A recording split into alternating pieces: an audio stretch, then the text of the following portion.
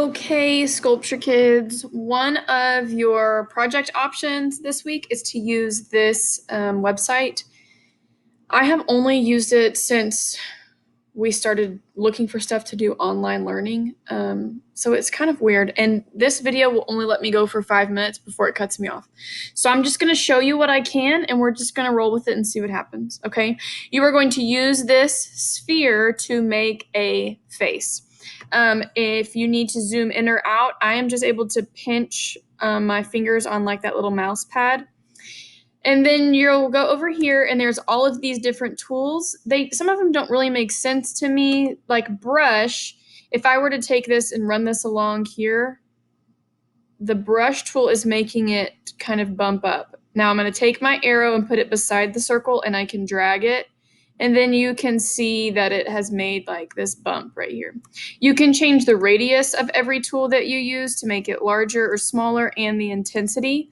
So if I were to make it very intense and very small, you would just see like little bumps like that, okay?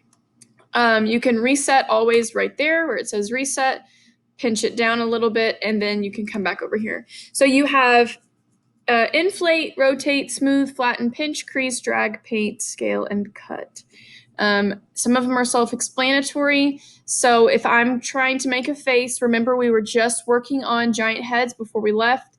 So if I can pinch this in a little bit, I can hopefully give myself some, I say myself, you don't have to try and make it look like you. Just any type of human is what we're working with here.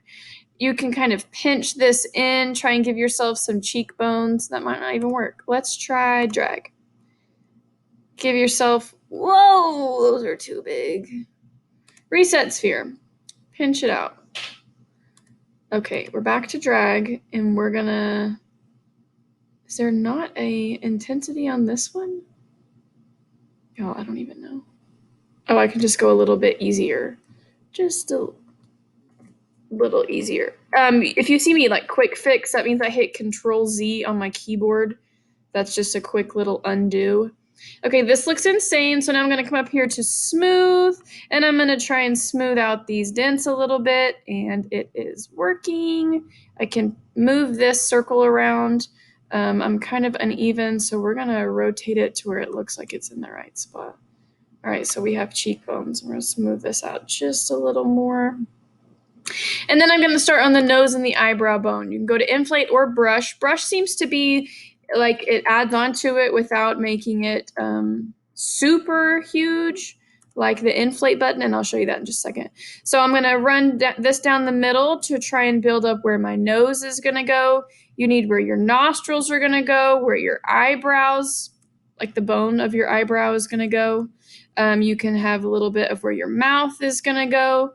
Now, from here, you can change your intensity in your radius. So I'm going to try and make my eyebrow bones protrude just a little bit more. If you want it to be like real intense, then you can come to this. I'm going to change the intensity just a little bit. I'm inflating where the eyebrows are. I'm going to go right down the middle of my nose here and really try to put those nostrils there, this mouth here. I'm going to make the radius even smaller, the intensity a bit more. I'm going to try and put some eyeballs under those eyebrow bones. So you can see how many times I'm clicking. I'm going to change my intensity. I don't know why there's a little dent right there. Maybe I can smooth it out. And then I have another eye that needs to go there. I can smooth this out along that eyebrow bone with my smooth tool to where it doesn't look so crazy. I mean, it still looks a little crazy, but I'm going to go to inflate again to try and get a little more detail on my nose here. And I have 30 seconds. Let me undo that because that looks crazy. Okay, so once you're done, take your time, please. You have all week to do this. You will come up here and do File, Save.obj. You will hit that button. It will download for you. That is what you will turn into me because I have a program that can open this for us. Don't forget, you can go to Paint. Please email me if you have any questions. I'm sorry this is cutting me off.